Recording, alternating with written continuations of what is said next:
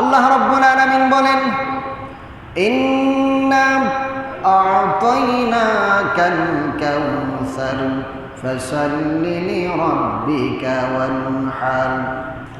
আল্লাহ রাব্বুল আলামিন বলেন, নিশ্চয় হে নবী, আমি আপনাকে হাউজে কাউসার দান করেছি দুইটা জিনিসের মাধ্যমে। ফাসাল্লি, আপনি প্রথম নম্বর হলো আপনি আপনার প্রভুর জন্য নামাজ আদায় করবেন। 2 নম্বর ওয়ানহার, আপনার প্রভুর সন্তুষ্টির জন্য কোরবানি করবেন। সুবহানাল্লাহ। এই দুইটা জিনিস খুবই গুরুত্ব জিনিস। আল্লাহ পাক রব্বুল আলামিন তার হাবিবে কিবরিয়া রাহমাতুল লিল আলামিনের উপরে এই আয়াতে কারিমা নাজিল করলেন আর বললেন, নবী গো, সুতরাং যেহেতু আমি আপনাকে হাউজে কাউসার দান করেছি, এর শুকরিয়াতান আপনাকে নামাজ আদায় করতে হবে এবং কোরবানি আদায় করতে হবে। আল্লাহ রাব্বুল আলামিন কোরআনের অন্যত্র আয়াতে বলেন, কুল ইন্নাস সালাতি ওয়া নুসুকি ওয়া মাহইয়ায়া ওয়া মামাতি লিল্লাহি রাব্বিল আলামিন। আল্লাহ রাব্বুল আলামিন আমার আপনার নবী, মায়ার নবী রাহমাতুল লিল আলামিনকে ডাক দিয়ে বলে, হে নবী, আপনি বলুন আপনার হায়াত, আপনার মওত, আপনার নামাজ, আপনার কুরবানি, আপনার বেঁচে থাকা, আপনার মরে যাওয়া সব কিছু লিল্লাহি রাব্বিল আলামিন, কার জন্য? যারা বলেন কার জন্য? সব কিছু হলো আল্লাহর জন্য। আল্লাহ তার রাসূলকে শিক্ষা দিয়েছেন, রাসূল তার উম্মতদেরকে শিক্ষা দিয়েছেন। এই জন্য আমরা যারা কুরবানি করব, কুরবানি এত বড় একটা নৈকট্য, এত বড় সওয়াবের একটা অধিকারী ওই বান্দাবান্দি হয়ে যাবে। এই জন্য আল্লাহ তার রাসূলের মাধ্যমে শিখিয়ে দিয়েছেন, আমরা যখন কুরবানি করব কার জন্য? জোরে বলেন কার জন্য? কুরবানি করতে হবে আল্লাহর জন্য, নামাজ পড়তে হবে আল্লাহর জন্য, দান সদকা করতে হবে আল্লাহর জন্য, হজ পালন করতে হবে আল্লাহর জন্য। প্রত্যেকটা ইবাদত কার জন্য করতে হবে? আল্লাহর জন্যই আমাদেরকে করতে হবে। এই জন্য কুরবানি আমরা যারা করব, আমরা আল্লাহর জন্যই কুরবানি করব। এই কুরবানি আমরা যারা করব, এটা লোক দেখানো কোনো ব্যক্তি যদি কুরবানি করে, ওই ব্যক্তির কুরবানি কবুল হবে না। কুরবানির পশুগুলো পরিপূর্ণ বয়স হতে হবে। তারপরে আমরা যারা অংশবিশিষ্ট কুরবানি করব, প্রত্যেকের কুরবানির টাকা হালাল হতে হবে এবং সবার টাকা সমপরিমাণ হতে হবে। অনেকে আছে হয়তো 7 ভাগে কোরবানি করবে, আপনার 2টা ভাগ নিতে পারেন, 3টা ভাগ নিতে পারেন, আবার একটা ভাগও নিতে পারেন। সেক্ষেত্রে প্রত্যেকের টাকা সমান। যদি ভাগে 5,000 করে টাকা আসে, আপনি যদি 3 ভাগ নেন তাহলে 3 পাঁচা 15,000 টাকা আপনাকে দিতে হবে। আপনার যদি 1 ভাগ নেন 5,000 টাকা দিতে হবে সেই পশুর উপরে নির্ভর করে। কিন্তু আপনি যদি 4,000 টাকা দেন অথবা 4,500 টাকা দেন, কোনো ক্ষেত্রেই কম দেওয়া যাবে না, সমপরিমাণ। এটা আমাদেরকে খেয়াল করতে হবে। আবার অনেকে আছে যে বলে, হুজুর আমার মা বাবা তো আমার আকিকা করে নাই।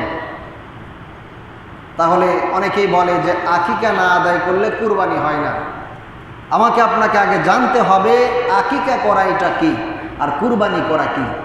কুরবানি করা হলো ওয়াজিব, ফরজ বিষয়, আর আকিকা করা হলো সুন্নাহ। এটা আপনি সবসময় করতে পারবেন, এটা আপনি সবসময় আদায় করতে পারবেন। কিন্তু আপনার উপরে যদি কোরবানি ওয়াজিব হয়ে থাকে, আপনি কুরবানির পশুর সাথে আপনি আকিকা করতে পারবেন, কোনো বাধা নাই।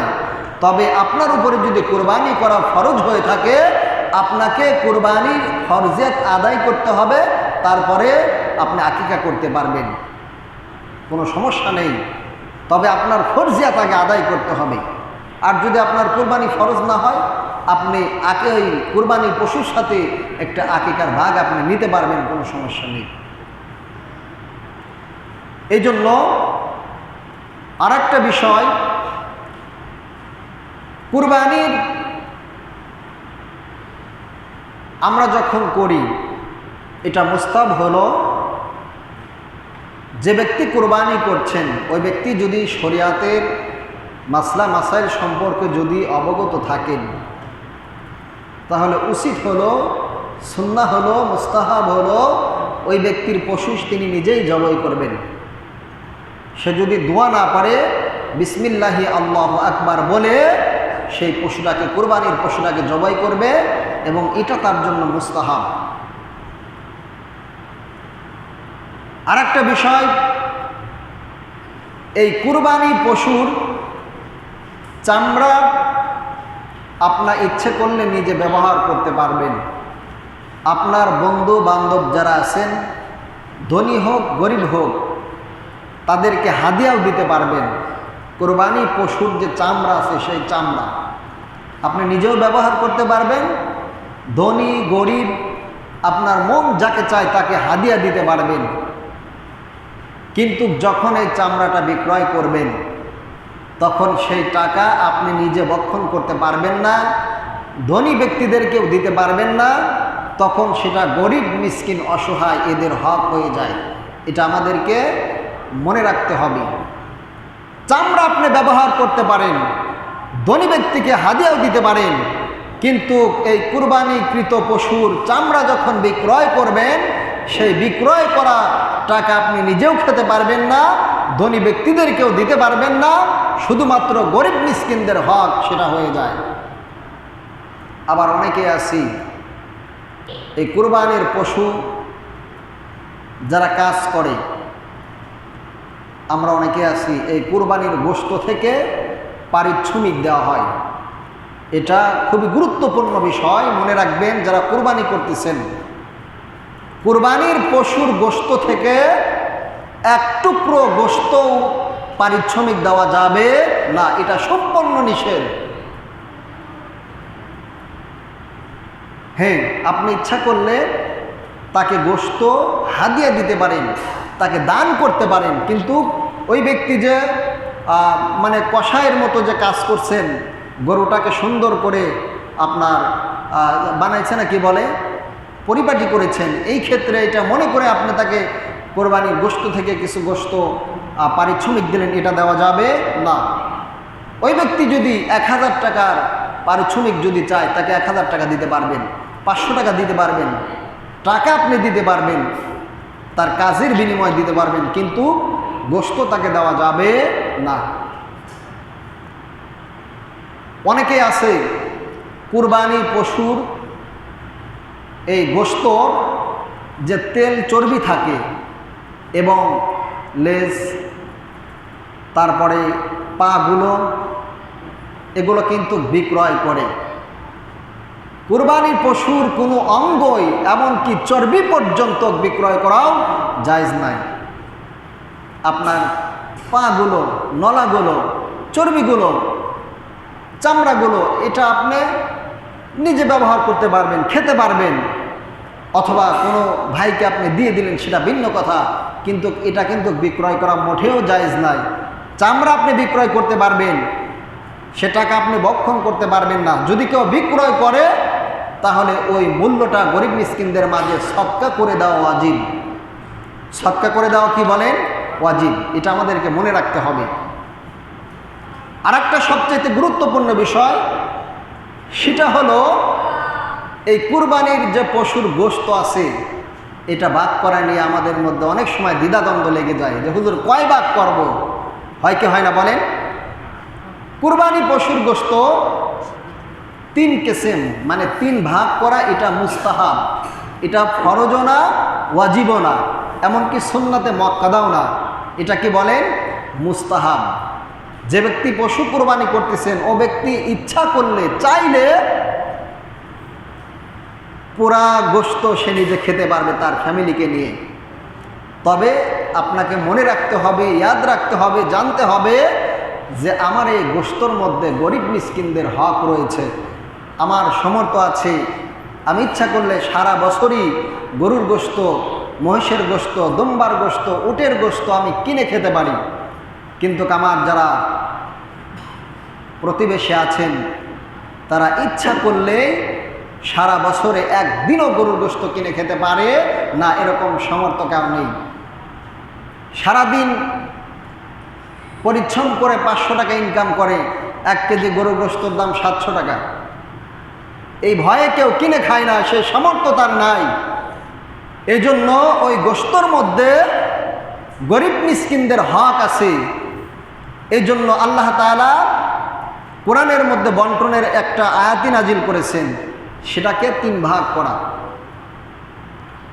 প্রথমে আপনার কথা বলা হয়েছে, যেহেতু আপনি কুরবানি করছেন, এই কুরবানি করার গোশত আপনি নিজে খাবেন, আপনার পরিবার বিনিময়ের বাচ্চা যারা আছেন তাদেরকেও খাওয়াতে পারবেন। এই জন্য প্রথম ভাগ হচ্ছে নিজের জন্য। কার জন্য? নিজের জন্য। তারপরে হলো আত্মীয় স্বজন যারা আছেন, আত্মীয় স্বজন, এটা হলো 2 নম্বরে। আর 3 নম্বর হলো গরিব মিসকিনদের জন্য। এখানে কি সমাজের কথা আছে? আছে। এখন আমরা যারা আত্মীয় স্বজন আছি এটাকে আমরা সমাজ মনে করি। সমাজের মধ্যে যারা আছে, আমার ভাই আছে, আমার চাচা আছে, আমার বন্ধু আছে, আমারই পাড়া প্রতিবেশী আছে, এইটা আমরা মনে করি। এই সমাজকে আমরা পাড়া প্রতিবেশী মনে করি। কথা কোন ঠিক কিনা? সমাজকে আমরা প্রতিবেশী মনে করি। রাসূল যে বললেন নিজের জন্য 1 ভাগ, প্রতিবেশীর জন্য 1 ভাগ, গরিব মিসকিনদের জন্য 1 ভাগ। এই সমাজের লোকই হলো আমাদের প্রতিবেশী। কথা কোন ঠিক কিনা? এই জন্য কথাগুলো কেউ ভুল ব্যাখ্যা বুঝবেন না। কোনো বিষয় যদি জানার থাকে আমাকে বলবেন, ইনশাল্লাহ আমি আমার সাধ্য অনুযায়ী বলার চেষ্টা রাখব। তো সম্মানিত হাজিরিন, এই জন্য কুরবানির পশুর গোশত 3 ভাগ করে নিজের জন্য 1 ভাগ এবং আত্মীয় স্বজনের জন্য 1 ভাগ, গরিব মিসকিনদের জন্য 1 ভাগ, এইভাবে আমাদেরকে বন্টন করতে হবে। এখন একটা কুরবানির পশুর গোশত আপনি নিজেই খেতে পারবেন কোন ক্ষেত্রে? আপনার ফ্যামিলিটা এত বড় যে তাদের 1 ওয়াক্ত খাবারই জুলুম। 1 ওয়াক্ত খাবার তাদের পরিবেশন করলে শেষ হয়ে যাবে, সেটা হলো ভিন্ন কথা। এরকম পরিবার তো আর কেউ নেই যে 1 গরু 1 ওয়াক্তই খেয়ে ফেলবে। আবার একটা হাদিস আছে, কুরবানি পশুর গোশত 3 দিনের বেশি জামাত করা রাখা জায়েজ নাই। এটা রাসূলের জামানায় ছিল। তখন এই গোশত কিন্তু 3 দিন 4 দিনই বেশি রাখা যেত না। প্রচণ্ড গরমের মধ্যে গোশত আপনি জাল দিয়েও রাখতে পারবেন না, দুর্গন্ধ বের হবে। এখন আধুনিক সমাজ, বছর পর বছর গোশত ফ্রিজের মধ্যে রেখে খাওয়া যায়। আপনার বাগের গোশত আপনি সারা বছর কেন, আপনি 14 বছর পরে খান, কোনো সমস্যা নাই। আপনার ভাগেরটা আপনি একদিনেও খেতে পারেন, 1 বছর পরেও খেতে পারেন, সেটা আপনার ব্যক্তিগত বিষয়। কিন্তু যার যার অংশ আপনার পক্ষ থেকে সেটা আদায় করে দেওয়া মুস্তাহাব। এটা আমাদেরকে খেয়াল রাখতে হবে। আর একটা বিষয় হলো তাকবীরে তাশরিক, যেটা জিলহজ মাসের 9 তারিখ সালাতুল ফজর থেকে নিয়ে জিলহজ মাসের 13 তারিখ বাদাল কবলাল আসর, আসর নামাজের পর্যন্ত থাকে। বাদাল আসর কবলাল মাগরিব, আসর নামাজের পর মাগরিব নামাজের আগ পর্যন্ত এই তাকবীর নারী এবং পুরুষ উভয়ের ক্ষেত্রে একবার প্রত্যেক ফরজ সালাতের পরে আদায় করা হলো ওয়াজিব। পুরুষরা উচ্চস্বরে আদায় করবে, মা বোনেরা আস্তে আস্তে আদায় করবে। প্রত্যেক ফরজ সালাতের পরে এই তাকবীরে তাশরিক আদায় করা হলো কি বলেন? ওয়াজিব। এটা আমাদেরকে আদায় করতে হবে। এটা রাসূল সাল্লাল্লাহু আলাইহি সাল্লাম ওয়াজিব করে দিয়েছেন। তাকবীর হলো আল্লাহু আকবার, আল্লাহু আকবার, লা ইলাহা ইল্লাল্লাহ, আল্লাহু আকবার ওয়ালিল্লাহিল হামদ। এই একবার বলা ওয়াজিব, 3 বার বলা মুস্তাহাব। একবার আদায় আপনাকে করতেই হবে ফরজ সালাতের পরে। প্রত্যেক ফরজ সালাতের পরে একবার আপনাকে আদায় করতে হবে। আর 3 বার বলা হলো মুস্তাহাব। একবার বলা ওয়াজিব, 3 বার বলা মুস্তাহাব। আরেকটা বিষয়, ঈদের দিনের রজনীতে নেক আমল করা। আল্লাহর নবীর রহমাতুল লিল আলামিন সাহাবায়ে কেরামদেরকে ডাক দিয়ে বলেন, এই চন্দ্ররাত্রে, ঈদের দিন রাত্রে যদি কোনো ব্যক্তি দোয়া ইস্তেগফার করে, রাত জাগরণ করে, সালাতুল লাইল, কোরআনের তেলাওয়াত করে, আল্লাহ রাব্বুল আলামিন খুশি হয়ে ওই ব্যক্তির জিন্দেগির গুনাহগুলো মাফ করে দেয়।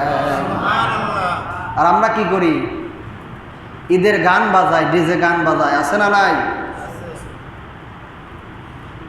এটা কত বড় মারাত্মক গুনাহ। আমার নবীজি যেখানে ইহুদিরা গান বাজাতেন, আল্লাহ রাসূল সেখান দিয়ে অতিক্রম করার সময় দুই কানের মধ্যে আঙ্গুল দিয়ে বের হতেন এবং রাসূল তত সময় পর্যন্ত তার কানের মধ্যে আঙ্গুল দিয়ে রাখতেন যত সময় পর্যন্ত আল্লাহ রাসূল আন্দাজ করতেন যে এখনো ওই গানের শব্দ আমার কানের মধ্যে আসতে পারে। আজ সমাজ কত নিচে চলে গেছেন। মুসলমানের সন্তান হয়ে ইহুদি খ্রিস্টানদের কালচার লালন করে। বিয়ে বাড়িতে যদি গান বাজানো না হয়, মনে হয় যে ও বাড়ির যে বিয়ে, এটা মনেই হয় না। অনেকের ছেলে নাই, অনেকে আছে সুন্নাতে খাতনা করে ডিজে পার্টি করে, আবার অনেকের ছেলে সন্তান নাই, মেয়েদের কান ফোঁটা করে, নাক ফোঁটা করে এরকমভাবে গান বাজনার আয়োজন করা, আছে না নাই? এদের বাড়ির খাবার খানা খাওয়া হারাম। রাসূল বলেছেন হারাম, কারণ তার কালচার হলো ইহুদি মুশরিকদের কালচার, তার কালচার মুসলমানদের কালচার না। কথা কোন ঠিক কিনা? রাসূল বড় তাদের জন্য নালদ করেছেন, ধমকি দিয়েছেন। রাসূল গান বাজনা শুনলে কানের মধ্যে আঙ্গুল দিতেন, আর আমরা গান বাজা শোনার জন্য কানের মধ্যে হেডফোন দেই। যুবক ভাইদেরকে বলবো, আপনার মতো আমার মতো কত যুবক দুনিয়ায় থেকে বিদায় নিচ্ছেন, কখন যেন আমার আপনার মরণের চিঠি আসতে পারে কি পারে না? এজন্য গান বাজনা এটা সম্পূর্ণ হারাম, হারাম, হারাম।